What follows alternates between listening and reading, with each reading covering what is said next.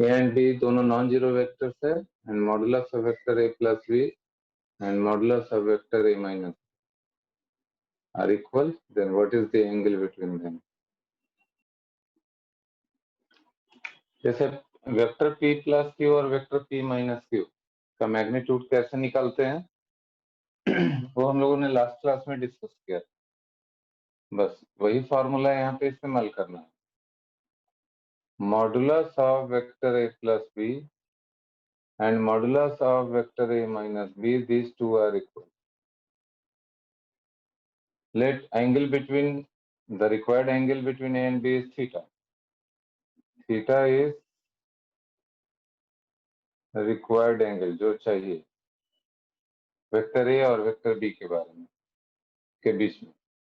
तो a plus B का modulus होता है a square plus b square plus 2ab cos theta और a माइनस b का मॉडुलस होता है under root a square plus b square minus 2ab cos। दोनों साइड का रूट हटा दें तो ये ऐसा आ जाएगा।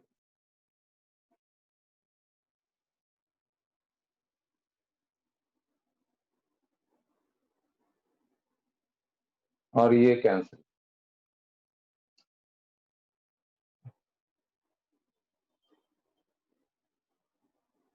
इस तरह का आ गया। 2ab cos थीटा को इधर लेके आ गए। Now a and b are non zero, 4 is a constant, तो जीरो इसी को होना होगा। So cos theta is zero, therefore theta is π/2। This is the answer. सिर्फ फार्मूला पे बेस्ड है ये question. Vector p and vector q लिखा है, vector p and vector q, मगर these two are unit vector और इन दोनों का जो रिजल्टेंट आएगा that is again a unit vector, ऐसा लिखा है। तो दोनों के बीच क्या एंगल होनी चाहिए और p माइनस q का मॉडुलस कितना होना चाहिए, दिस इज द क्वेश्चन। देखिए ये भी प्रॉपर यूसेज ऑफ फार्मूला पे बेस्ड है। रिजल्टेंट दो वेक्टर का ऐसे लिखते हैं हम लोग p प्लस q।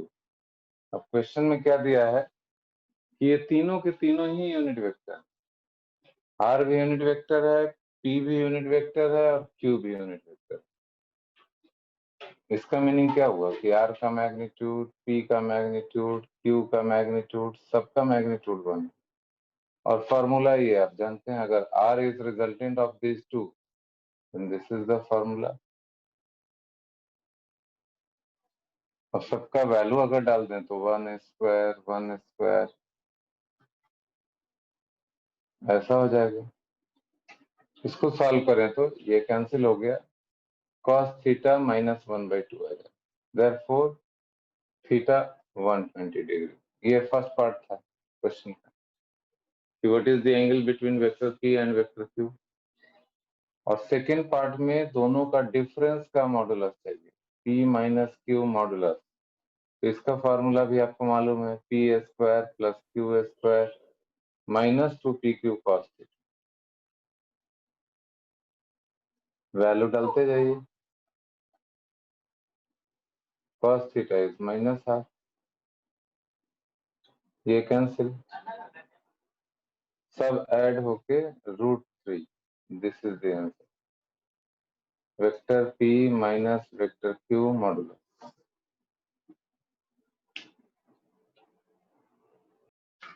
इसका मीनिंग ये हुआ कि कोई एक बॉडी है, उसके ऊपर फॉर एग्जांपल पहला जो केस है 5 न्यूटन, 10 न्यूटन, 20 न्यूटन, ये तीन फोर्स लगा के बॉडी को इक्विलिब्रियम में लाने का कोशिश करना है। तो इक्विलिब्रियम आ सकता है कि नहीं आ सकता है, ये एक केस हो गया। उसके बाद फिर आपको चेक करना है कि अगर उसी बॉडी पे 5 न्यूटन, 10 न्यूटन और 15 न्यूटन लगे तो इक्विलिब्रियम पॉसिबल है कि नहीं। फिर थर्ड केस है 5 न्यूटन, 10 न्यूटन, 20 एंड 30 न्यूटन, अगर चार फोर्स आपके पास हो तो उस बॉडी को इक्विलिब्रियम में लाया जा सकता है कि नहीं। इस तरीके से ये चारों केस में वेरीफाई करना है कि इक्विलिब्रियम पॉसिबल है कि नहीं पॉसिबल। अब इसमें कुछ कंफ्यूजन है तो पूछिए। पहला केस का मतलब ये है, जैसे फर्स्ट दोनों, जब तीन फोर्स रहता है तो आसानी से गेस हो जाता है, चार में थोड़ी सी दिक्कत होती है। इसमें सबसे आसान रास्ता है इससे चलें कि दो फोर्स का रिजल्टेंट P माइनस क्यू और P प्लस क्यू के बीच में होता है। तो पहला केस अगर ले, ये एक बॉडी है, इसके ऊपर ये 5, 10, 20 तीन फोर्स है, 5 न्यूटन, 10 न्यूटन और 20 न्यूटन। तो P Q R चाहिए। आप इन तीन में से किसी को भी P Q R मान सकते हैं। इसको P मान लीजिए, इसको Q मान लीजिए, इसको R मान लीजिए। अब P और Q का रिजल्टेंट यहाँ पे इसको R1 मान लीजिए, P Q and R1। R1 इधर लग रहा है सपोज, विच इज 20 न्यूटन, और P और Q का रिजल्टेंट R आएगा, वो इधर लग रहा है, क्योंकि हम लोग इसको इक्विलिब्रियम में लाना चाहते हैं। This is the body. तो इन दोनों का रिजल्टेंट जो होगा R का रेंज होगा, लिमिट होगा 10 माइनस 5 5 न्यूटन और 10 प्लस 5 15 न्यूटन। आप ये देखिए कि ये R जो है 5 से 15 के बीच में, इसकी वैल्यू 5 न्यूटन और 15 न्यूटन के बीच में है, और R1 जो इसको अपोज कर रहा है वो 20 न्यूटन है। तो 20 न्यूटन कभी भी इस रेंज के फोर्स से बैलेंस नहीं होगा। इसका मतलब है कि ये बॉडी कभी भी इक्विलिब्रियम में नहीं आ सकता है। आप इन तीन फोर्स को जैसे चाहें वैसे लगा लीजिए। इन वही सेकेंड केस में अगर देखें, 5 न्यूटन, 10 न्यूटन एंड 15 न्यूटन, ऐसा है। इस केस में अगर देखा जाए तो इसको R1 मान लिया मैंने, तो R1 is 15 Newton right side में, और इन दोनों का रिजल्टेंट इसको P मान लिया, इसको Q मान लिया। तो इन दोनों का रिजल्टेंट ऐसे R का वैल्यू हो जाएगा 10 माइनस 5 न्यूटन से 15 न्यूटन। ये R 5 से 15 तक, R is in between 5 newton to 15 newton. तो जैसे ही R का वैल्यू 15 होगा तो R1 के बराबर हो गया, बैलेंस हो जाएगा। तो यहाँ पे इक्विलिब्रियम नॉट पॉसिबल, यहाँ पे इक्विलिब्रियम पॉसिबल।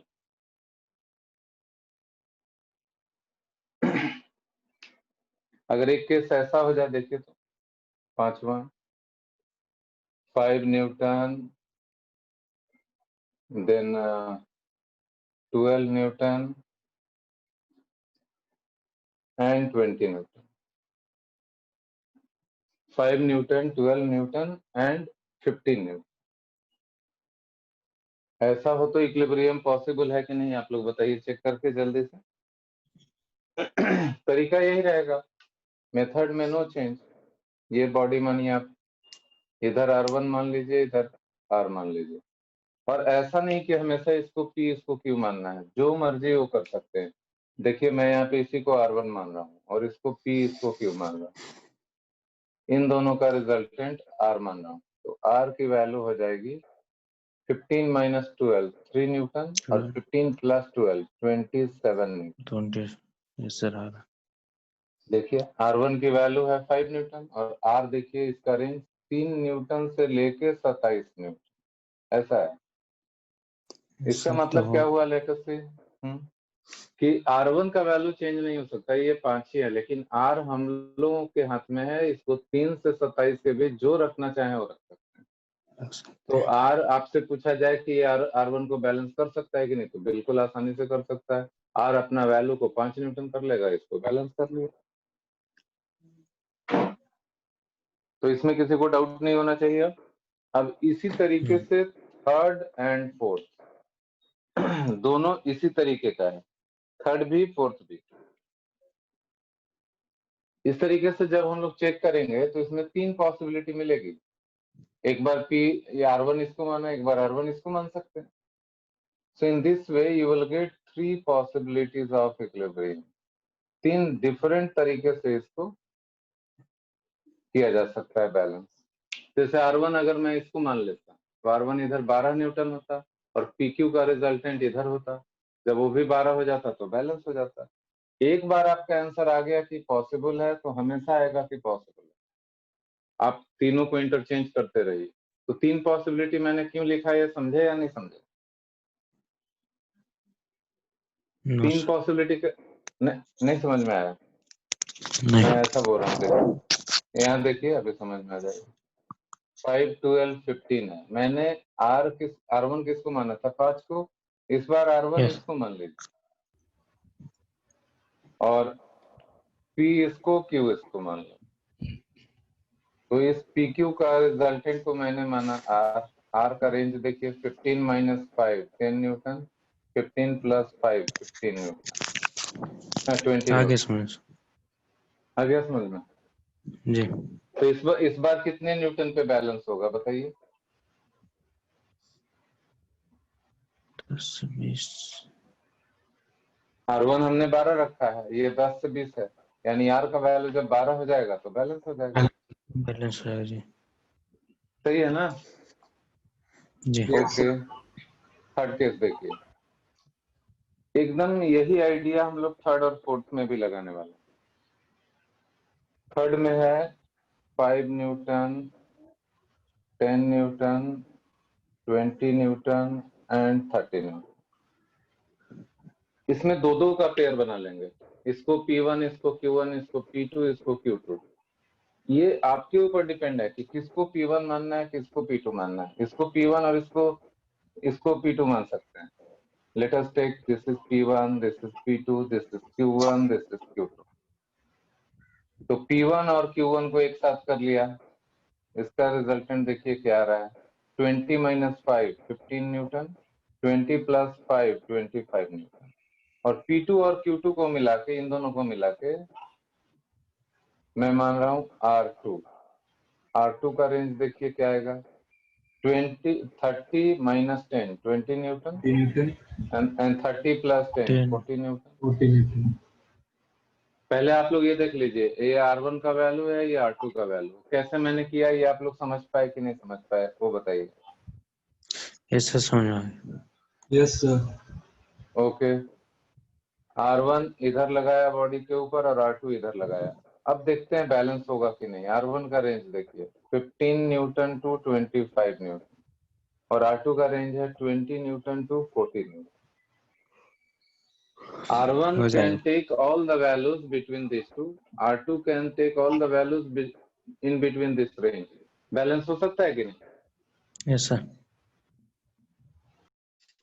आप लोगों ने बोला R1 से R2 के बीच में 20 न्यूटन से 25 न्यूटन के बीच में 6 पॉसिबिलिटी दिख रहा है, 20, 21, 22। लेकिन 20 के और 21 के बीच में there are many possibilities. R1 can be taken as 20.1 Newton, R2 भी 20.1 Newton, R1 can be 22.5 Newton, R2 can also be 22.5 Newton। इस तरीके से how many possibilities? Infinite. Infinite। यहीं पे बता दे रहे हैं।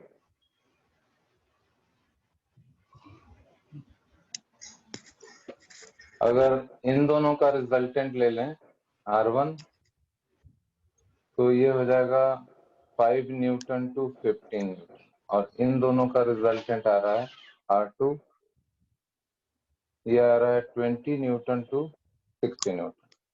आप ये देखिए R1 का मैक्सिमम वैल्यू 15 है और R2 स्टार्ट ही होता है 20 से, तो कभी भी बैलेंस हो नहीं सकता। चेंज है, देखिए इस पे ध्यान दीजिए, थोड़ा सा ट्विस्ट किया हुआ है। Resultant vector R is vector A + B। तो R का मॉडुलस और B के मॉडुलस में क्या रिलेशन होगा, जबकि वेक्टर A + B और वेक्टर A + 2B के बीच में 90 डिग्री का एंगल बन रहा है। That is the meaning of question. तब करिएगा, क्वेश्चन में चेंज ये है, इसमें थोड़ा सा एरर है।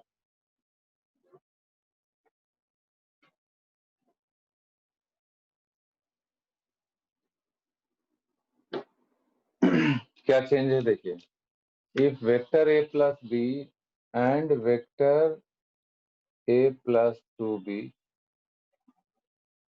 दोनों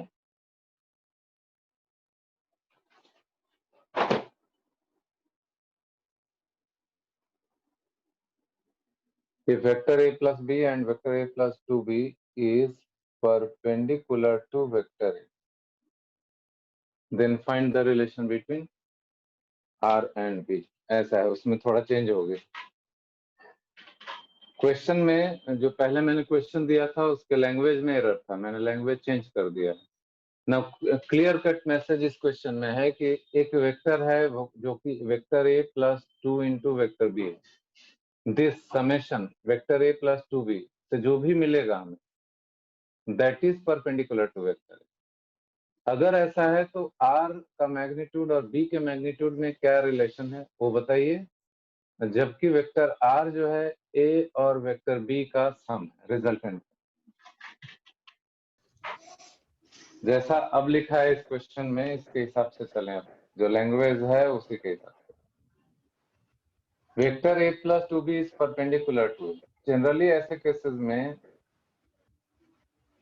इस तरह का स्थिति होता है। देखिए a प्लस 2b जो आएगा, a is perpendicular to vector a, तो वेक्टर a को let us take on this side और 2b को इधर ले लीजिए। जनरली एंगल ऑब्ट्यूज हो जाता है मोस्ट ऑफ द केसेस, दोनों के बीच में ये एंगल है थीटा। वेक्टर a और वेक्टर 2b के बीच में कुछ तो एंगल होगा, उसको हमने थीटा माना। और दोनों का रिजल्टेंट, इन दोनों का जो रिजल्टेंट होगा r या r1, क्योंकि r तो a प्लस b का रिजल्टेंट, उसको मैंने यहाँ दिया। This is vector a plus 2b, this is perpendicular to vector a, this is 90 degree. Question का लैंग्वेज देखिए, उसके हिसाब से हमने ये डायग्राम बनाया। Yes, sir. लैंग्वेज के हिसाब से यही डायग्राम है। समझ में आया। अभी देखिए वेक्टर a प्लस 2b ये रहा, perpendicular to vector a, perpendicular दिख रहा है, और साथ में ये तो हुआ ये लाइन, और ये लास्ट वाला line r equals a plus b, तो ये भी हमें दिया हुआ है कि a square plus b square plus 2ab cos theta. 2b यहाँ से यहाँ तक है तो b यहाँ से यहीं तक होगा, दिस इज ओरिजिन ऑफ, यहाँ से यहाँ तक 2b है तो b यहाँ से यहाँ तक होगा। 2b और b का डायरेक्शन तो सेम ही रहेगा, तो इसलिए थीटा एंगल a और 2b के बीच में एंगल थीटा है, और a और b के बीच में भी एंगल थीटा ही रह जाएगा। Theta is angle between vector a and vector b, and angle between vector a and vector 2b is also theta. ये a है, यहाँ से यहाँ तक b है, और उतना ही डबल कर दिए तो 2b हो गया। तो a और b के बीच में एंगल, a और 2b के बीच में एंगल, दोनों एंगल थीटा ही रहेगा। सो थीटा में नो चेंज।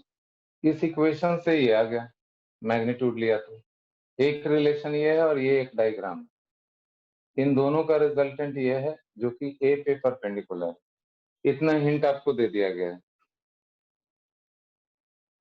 सॉल्व करिए।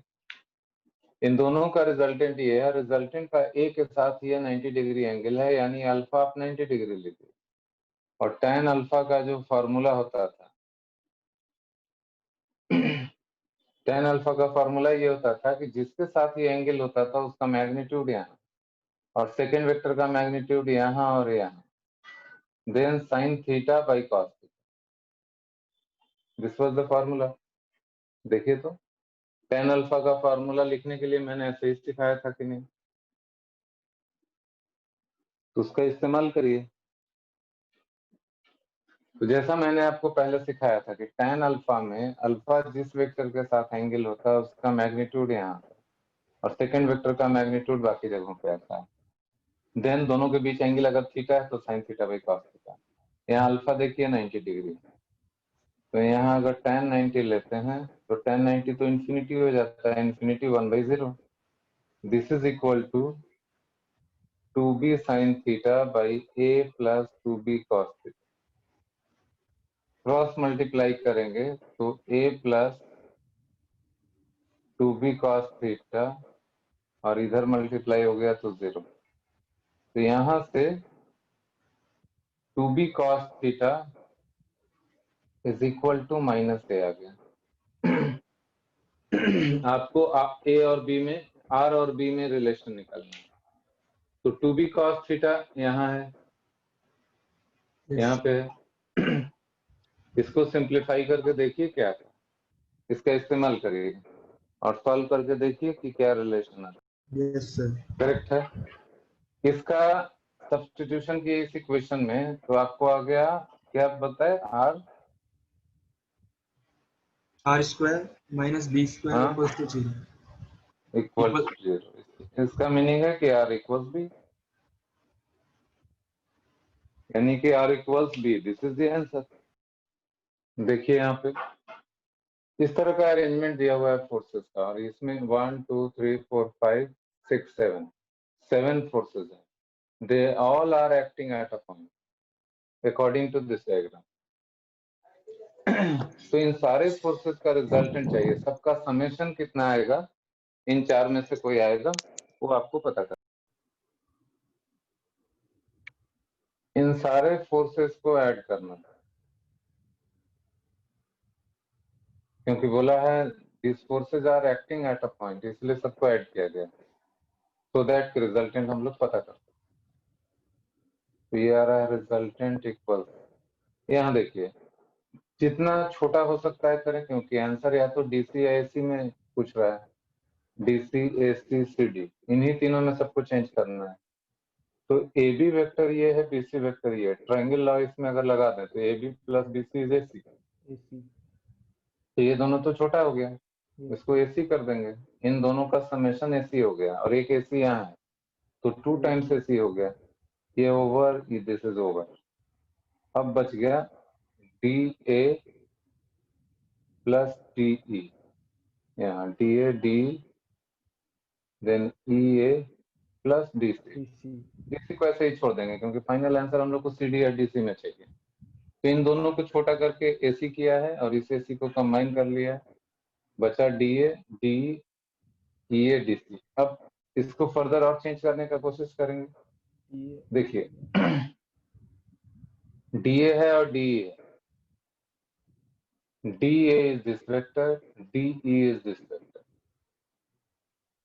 तो इसको भी चेंज किया जा सकता है। डी ई प्लस ई ए, ये दोनों को देखो, डी वेक्टर प्लस ई ए वेक्टर को मिलाएंगे ट्रायंगल लॉ से तो डी ए के बराबर हो जाएगा। दिस इज डी ए, नहीं डायग्राम में देखिए D vector plus E A vector is D A vector, और एक डी ए यहाँ, तो ये हो गया 2 टाइम्स ए सी, और ये दोनों मिला के ये पूरा डी ए है, तो 2 टाइम्स डी ए हो गया प्लस डी सी। अब ये इतना छोटा हो गया ए सी एंड डी ए, इससे भी कम हो जाएगा। देखिए vector R equal 2 times D A vector plus A C vector plus D C vector. अब आप लोग इस डायग्राम में देखिए D A and A C, this is D A and this is A C. Triangle law लगाएंगे तो इस D A और ए सी का समेशन किसके बराबर हो जाएगा फ्रॉम ट्रायंगल लॉ, आप ही लोग बताइए। D A vector plus A C vector is equal to how much, DC. D C. This is equal to D C. Triangle law से यूज करना है, प्लस डी सी। ये देखिए कितना आ गया, resultant vector R is 3 times DC vector. This is the answer. यही answer हुआ। सर